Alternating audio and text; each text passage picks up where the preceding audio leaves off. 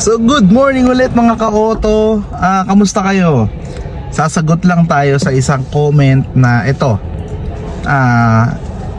Ang excise tax, ang e-tax ba ay para sa pickup lang? So shoutout po kay Coriober 1163. So ayun, pag-usapan natin yung excise tax. Nakasubscribe na ba kayo? Kung hindi pa, pakisubscribe naman po ang channel namin. Bibigyan ko kayo ng 5 seconds para mag-subscribe. Ito na ang 5 seconds nyo. 1, 2, 3, 4, 5. Pakisubscribe naman po ang channel namin. Samahan nyo kami ngayong araw sa isang kwentuhan. So simulan natin yung video na yan after ng intro na to.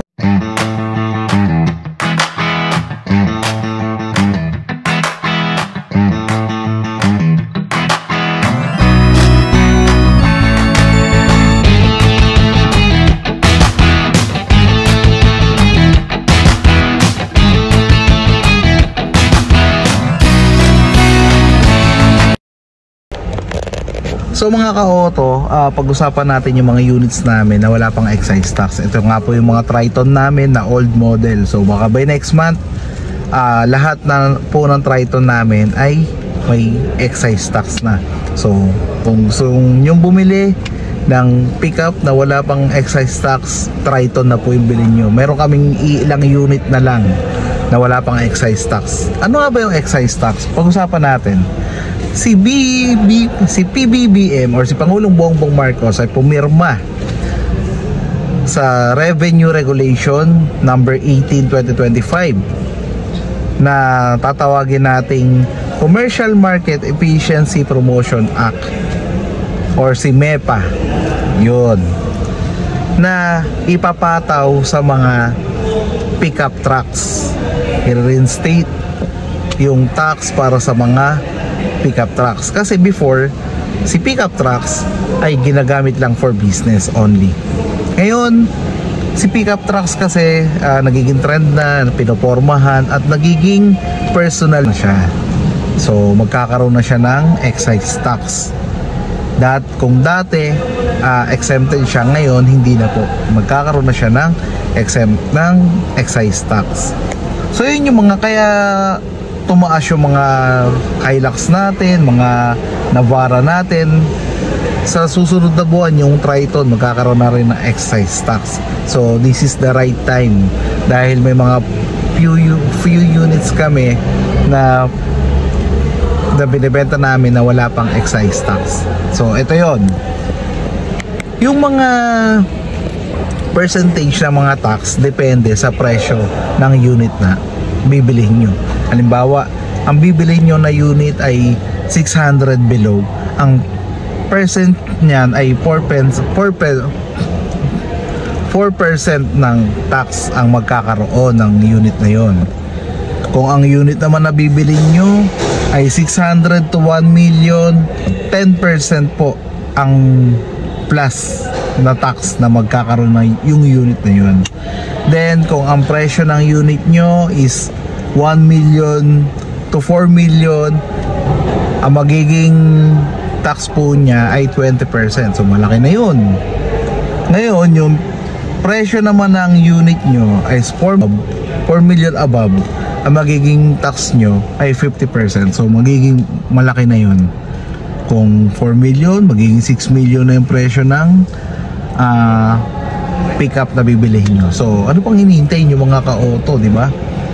Huwag nyo na pong hintayin na magkaroon ng excise tax yung bibili nyong pickup trucks. Katulad namin, may natitira pa kaming ilang unit dito sa Taytay ng Triton, GLS man yan, GL man yan, or GLX, ay wala pa pong tax ngayon. Pero pag naubos na yung mga unit na yun na wala pang tax, ay magkakaroon na po tayo ng excise tax. Hindi po natin masabi kung next week, next month. So habang may unit pa po kami, ay bilhin nyo na po ang mga Triton namin. Dahil napakalaki po ng ipapataw na tax. Mula 4% hanggang 50% po. Yun nga, depende sa presyo.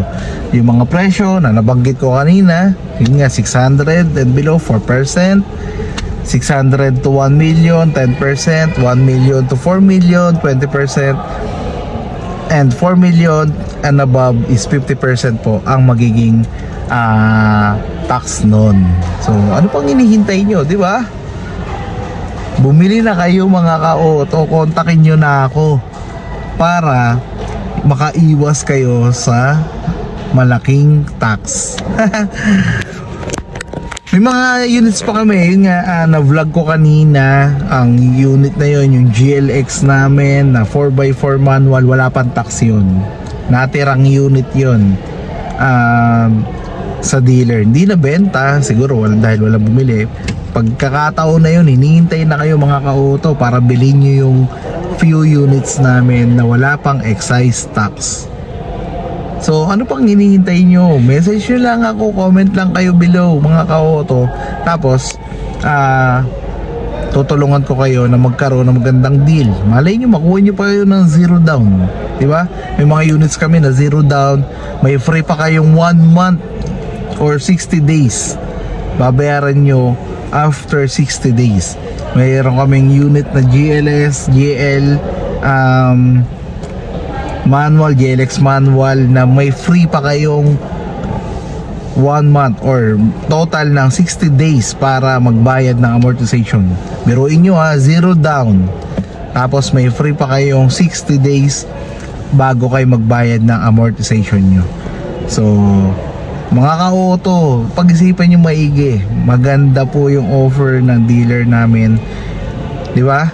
So message nyo lang ako para sa pickup trucks na kailangan nyo. Hanggang dito na lamang mga ka-auto. Mag-ingat kayo lahat. May paparating na naman po yatang bagyo. Bagyong Keda ba yun? Kenda? So sana lahat ng bagyo dito sa Pilipinas ay mawala na. Ganon din po sa iba't ibang bansa. Shoutout po sa lahat ng OFW na nagtatrabaho para sa pamilya nila. Ganon din po sa mga OFW na naninirahan na para sa pamilya nila, na lahat ng Pilipino. Shoutout po sa lahat na nasa iba't ibang bansa. Yun, so mag-ingat po tayong lahat. God bless po sa ating lahat. Hanggang dito na lamang po ang video na yan. Mag-update po ako sa inyo. Mag-upload po ako ng iba't ibang unit, ng iba't ibang Mitsubishi unit. So hanggang dito na lamang po mga ka-auto. God bless po sa ating lahat. Bye!